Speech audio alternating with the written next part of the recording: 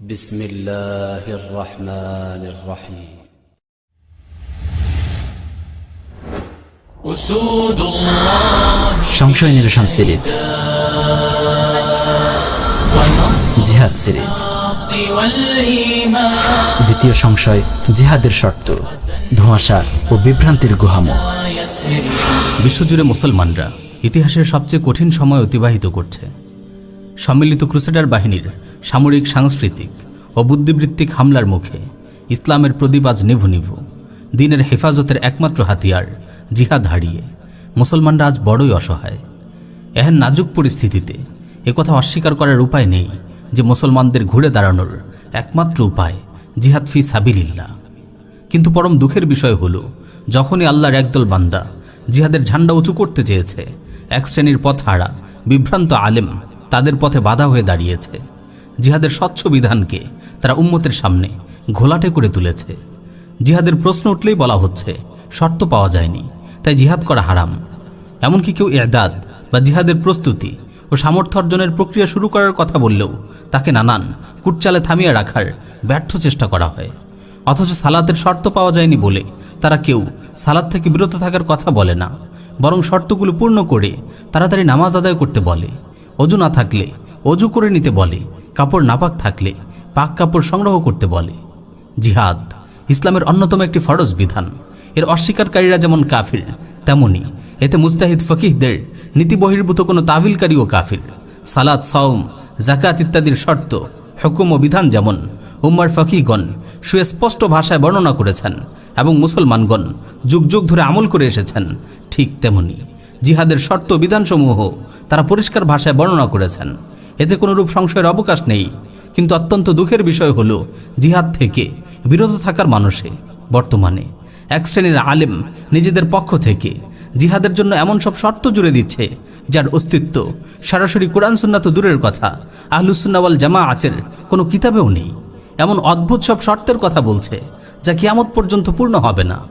ইরদাদ ও জিহাদের প্রক্রিয়াকে রুদ্ধ করতে উম্মার ফকিহগণকে পাশ কাটিয়ে তারা ইচ্ছে মতো শর্ত তৈরি করছে আর উম্মতের মাঝে বিভ্রান্তি ছড়াচ্ছে। ইংরেজ বিরোধী জিহাদকে থামিয়ে দেওয়ার লক্ষ্যে উপমহাদেশে সর্বপ্রথম এই ধরনের বাতিল শর্তের আবিষ্কার করে কাদিয়ানীরা। পরবর্তীকালে কোনো হকপন্থী আলেমও নিজের অজান্তেই ফেসে যান কাদিয়ানীদের এই চক্রান্তে। আজ আমরা আলোচনা করব জিহাদের শর্ত নিয়ে। কোরআন সুন্নাহ মন্থন করে উম্মার ফকিহগণ জিহাদের কি কি শর্তের কথা উল্লেখ করেছেন তার উপর সংক্ষেপে আলোকপাত করার প্রয়াস পাব। ফিকহের নির্ভরযোগ্য কিতাবাদিতে যতগুলো শর্তের কথা এসেছে, সামান্য পর্যালোচনা সহ সবগুলো শর্ত আমাদের আলোচনায় থাকবে। জিহাদের শর্তসমূহ। ১. মুসলমান হওয়া। উম্মার ফকিহগণ এ ব্যাপারে একমত যে জিহাদ ফরজ হওয়ার জন্য তাকে অবশ্যই মুসলমান হতে হবে। কাফিরের জন্য জিহাদ নেই। ইমাম তাকে মুসলিম বাহিনীর সঙ্গে অভিযানে যাওয়ার অনুমতি দেবেন না, কেননা জিহাদে কাফিরের অংশগ্রহণে লাভের চেয়ে ক্ষতির আশঙ্কাই প্রবল। উম্মুল মুমিনিন হযরত আয়েশা রাদিয়াল্লাহু তাআলা আনহা থেকে বর্ণিত একটি হাদিসে এসেছে, রাসূল সাল্লাল্লাহু আলাইহি ওয়াসাল্লাম যখন বদর যুদ্ধের উদ্দেশ্যে বের হন, তখন এক মুশরিক মুসলমানদের পক্ষে অস্ত্র ধরার আগ্রহ প্রকাশ করে। তার বীরত্ব সত্যিমত্তার দিকে তাকিয়ে সাহাবারাও খুশি হন। রাসূল সাল্লাল্লাহু আলাইহি ওয়াসাল্লাম তাকে জিজ্ঞেস করেন, তুমিনু বিল্লাহি ওয়া রাসূলিহি, তুমি কি আল্লাহ ও তার রাসূলের উপর ঈমান রাখো? সে বলে না। রাসূল সাল্লাল্লাহু আলাইহি ওয়াসাল্লাম বলেন, ফারজি' ফালান আস্তাঈনা বিমুশরিকিন, তবে ফিরে যাও, আমি কখনো কোনো মুশরিকের সাহায্য গ্রহণ করব না। সহিহ মুসলিম 1817 নম্বর হাদিস। ২. হুশজ্ঞান ঠিক থাকা। পাগল কখনো মুকাল্লাফ বা শরঈ বিধান পালনে আদিষ্ট নয়, তাই তার জন্য জিহাদ নেই। হযরত আলী রাদিয়াল্লাহু তাআলা আনহু থেকে বর্ণিত, রাসূল সাল্লাল্লাহু আলাইহি ওয়াসাল্লাম বলেন, রুফিআল কলামু আন সালাসাতিন, আনিন নাইমি হাত্তা ইয়াস্তাইকিযা, আনিস সাবিয়্যি হাত্তা ইয়াহতালিমা, ওয়া আনিল মাজনুনি হাত্তা ইয়াকিলা। ৩ ধরনের লোকের উপর থেকে কলম তুলে নেওয়া হয়েছে। ১. ঘুমন্ত ব্যক্তি, যতক্ষণ না সে জাগ্রত হয়। ২. নাবালক, যতক্ষণ না সে সাবালক হয়। ৩. পাগল, যতক্ষণ না তার হুশজ্ঞান ফিরে আসে। আবু দাউদ 4403 নম্বর হাদিস। ৩. সাবালক হওয়া। নাবালক শিশুর উপরও জিহাদ ফরজ নয়, কারণ সে মুকাল্লাফ নয়, তার শরীর যুদ্ধের উপযোগীও নয়। সাবালক হওয়া পর্যন্ত তার উপর শরীয়তের হুকুম আহকাম পালনের দায়িত্ব আসে না। আব্দুল্লাহ বিন ওমর রাদিয়াল্লাহু তাআলা আনহু বলেন, আরাদানি রাসূলুল্লাহ সাল্লাল্লাহু আলাইহি ওয়াসাল্লাম ইয়াউমা উহুদিন ফিল কিতাল ওয়া আনা ইবনু 14 সানাহ ফালাম ইউজিজনি ওয়া আরাদানি ইয়াউমাল খান্দাক ওয়া আনা ইবনু 15 সানাহ ফাআজাযানি। উহুদের দিন রাসূল সাল্লাল্লাহু আলাইহি ওয়াসাল্লাম আমাকে পর্যবেক্ষণ করলেন। তখন আমার বয়স 14 বছর। তিনি আমাকে জিহাদের অনুমতি দিলেন না। খন্দকের দিন তিনি আমাকে দেখলেন। তখন আমার বয়স 15 বছর। তিনি আমাকে যুদ্ধে গমনের অনুমতি দিলেন। মুসলিম 1868 নম্বর হাদিস। নাবালক হওয়ার কারণেই উসামা বিন যায়েদ রাদিয়াল্লাহু তাআলা আনহু, যায়েদ বিন সাবিত রাদিয়াল্লাহু তাআলা আনহু, যায়েদ বিন আরকাম রাদিয়াল্লাহু তাআলা আনহু ও বারা বিন আজিব রাদিয়াল্লাহু তাআলা আনহু প্রমুখ সাহাবীগণ বদর যুদ্ধে অংশগ্রহণ করতে পারেননি। 4. পুরুষ হওয়া। মহিলাদের উপর জিহাদ ফরজ নয়, কেননা তাদের শরীর যুদ্ধের উপযোগী নয়। হযরত আয়েশা রাদিয়াল্লাহু তাআলা আনহা রাসূল সাল্লাল্লাহু আলাইহি ওয়াসাল্লামকে জিজ্ঞেস করেন, হে আল্লাহর রাসূল, মহিলাদের উপর কি জিহাদের দায়িত্ব আছে? তিনি বললেন, নাআম আলাইহিন্না জিহাদুন লা কিতালা ফি আল হজ্জ ওয়াল উমরাহ। হ্যাঁ, তাদের জন্যও জিহাদ আছে, তবে তা এমন জিহাদ যাতে কোনো যুদ্ধ নেই, আর তা হলো হজ ও উমরা। মুসনাদ আহমদ 25322 নম্বর হাদিস। হাদিসটি সহিহ। এর রিজাল সবাই নির্ভরযোগ্য এবং সবাই বুখারী মুসলিমের রাবি। তবে শর্ত সাপেক্ষে তারাও জিহাদে যেতে পারবে। উল্লেখ্য যে জিহাদ যখন ফার্জে কিফায়া থাকে এটি তখনকার কথা। জিহাদ ফার্জে আইন হয়ে গেলে তাদের জন্য জিহাদে অংশগ্রহণ করা ওয়াজিব হয়ে যায়। উম্মার সর্বকালের সমস্ত ফকিহের ঐক্যমতে 3 অবস্থায় জিহাদ ফার্জে আইন হয়ে যায়। 1. কাফিররা যখন কোনো মুসলিম ভূমিতে আক্রমণ করে। 2. নফির আম তথা খলিফা যখন কোনো ব্যক্তি বা গোত্রকে জিহাদের আহ্বান করে। 3. মুসলিম ও কাফির বাহিনী যখন মুখোমুখি দাঁড়িয়ে যায়। হানাফি মাযহাবের প্রখ্যাত ইমাম আল্লামা কাসানি রাহিমাহুল্লাহ বলেন, ফাআম্মা ইযা আম্মান নাফির বিআন হাজামাল আদুওয়া আলা বালাদিন ফাহুয়া ফারদু আইনিন ইফতারাদু আলা কুল্লি ওয়াহিদিন মিন আহাদিল মুসলিমিন মিম্মান হুয়া কাদিরুন আলাই। শত্রুরা মুসলিম শহরে আক্রমণ করার কারণে যখন নফির আম হয় তখন জিহাদ প্রত্যেক সক্ষম মুসলমানের উপর, পুরুষ হোক কিংবা নারী, ফরজে আইন হয়ে যায়। বাদায়ুস সানা' 7 নম্বর খণ্ড 98 নম্বর পৃষ্ঠা। 5. দৈহিক সক্ষমতা। শারীরিকভাবে অক্ষম ও দুর্বল ব্যক্তির উপর জিহাদ ফরজ নয়। আল্লাহ তাআলা বলেন, লাইসা আলাল আ'মা হারাজুন ওয়ালা আলাল আ'রাজি হারাজ ওয়ালা আলাল মারিদি হারাজ। জিহাদে অংশগ্রহণ না করাতে অন্ধের জন্য কোনো গুনাহ নেই, খোঁড়ার জন্য কোনো গুনাহ নেই এবং রুগ্ন ব্যক্তির জন্যেও কোনো গুনাহ নেই। সূরা ফাতিহা 17 নম্বর আয়াত। অন্য আয়াতে আল্লাহ তাআলা বলেন, লাইসা আলাদ দুআফাই ওয়ালা আলাল মারদা। যুদ্ধে অংশগ্রহণ না করাতে দুর্বল লোকদের কোনো গুনাহ নেই এবং অসুস্থ লোকদেরও কোনো গুনাহ নেই। সূরা তাওবা 91 নম্বর আয়াত। এই 2 আয়াত সহ অন্যান্য আয়াত হাদিস শরীয়তের মূলনীতির আলোকে ফুকাহায়ে কেরাম নিম্নোক্ত কয়েক শ্রেণীর ব্যক্তিকে মাযুর বা অক্ষম বলে গণ্য করেছেন। 1. অন্ধ, 2. খোড়া, 3. অত্যধিক রুগ্ন, 4. অতিশয় দুর্বল, 5. অতিবৃদ্ধ, 6. পঙ্গু। উল্লেখ্য যে এই সকল ব্যক্তি তখনই মাযুর বা অক্ষম বলে গণ্য হবে যখন এসব ওজর ও সমস্যা এমন পর্যায়ের হবে যে তাদের পক্ষে আর যুদ্ধ করা সম্ভব নয়। অতএব হালকা ঝাপসা দেখে, সামান্য খোড়া কিন্তু যুদ্ধ করতে সক্ষম, হালকা সাধারণ অসুস্থ, বৃদ্ধ হলেও এত বেশি বৃদ্ধ নয় যে যুদ্ধ করতে অক্ষম, হাত পায়ে ঈষৎ বিকলাঙ্গতা আছে কিন্তু যুদ্ধে সক্ষম, এ ধরনের লোক অক্ষম হিসেবে গণ্য হবে না। দেখুন বাদায়ুস সানা' 6 নম্বর খণ্ড 98 থেকে 59 নম্বর পৃষ্ঠা। ফাতওয়ায়ে শামি 6 নম্বর খণ্ড 201 থেকে 205 নম্বর পৃষ্ঠা। আল মুগনি 10 নম্বর খণ্ড 367 নম্বর পৃষ্ঠা। 6. আর্থিক সক্ষমতা। পরিবারের ভরণ পোষণের খরচ মিটিয়ে জিহাদের জন্য অস্ত্র ক্রয় ও রাহ খরচের সামর্থ্য থাকতে হবে। আল্লাহ তাআলা বলেন, ওয়ালা আলাল্লাযীনা লা ইয়াজিদুনা মা ইউনফিকুনা হারাজ। যাদের কাছে জিহাদে যাওয়ার জন্য প্রয়োজনীয় অর্থ নেই তাদের কোনো অপরাধ নেই। সূরা তাওবা 91 নম্বর আয়াত। যুদ্ধ যদি আপন শহরের নিকটে হয় তবে জিহাদ ফরজ হবে, কারণ এই ক্ষেত্রে রাহ খরচের প্রয়োজন হচ্ছে না। আর যদি যুদ্ধক্ষেত্র এত দূরে হয় যে তার যাওয়ার খরচ নেই এবং সেখানে পৌঁছার কোনো উপায়ও নেই, তখন তার জিহাদে অংশগ্রহণ করা ফরজ হবে না।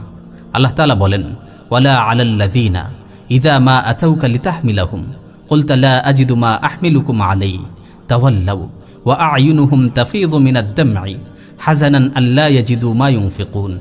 ওদেরও কোনো অপরাধ নেই যারা আপনার নিকট বাহনের জন্য এলে আপনি তাদের বলেছিলেন তোমাদের জন্য, আমি কোনো বাহন পাচ্ছি না। তারা অর্থ ব্যয়ে অসামর্থ্যজনিত দুঃখে অশ্রুবিগলিত নেত্রে ফিরে গেল। সূরা তাওবা 92 নম্বর আয়াত। হ্যাঁ, মুসলমানদের খলিফা যদি অর্থকরীর ব্যবস্থা করে দেন কিংবা জিহাদে যোগ দেওয়ার অন্য কোনো উপায় বের হয়, তবে তার জন্য জিহাদে অংশগ্রহণ করা ফরজ।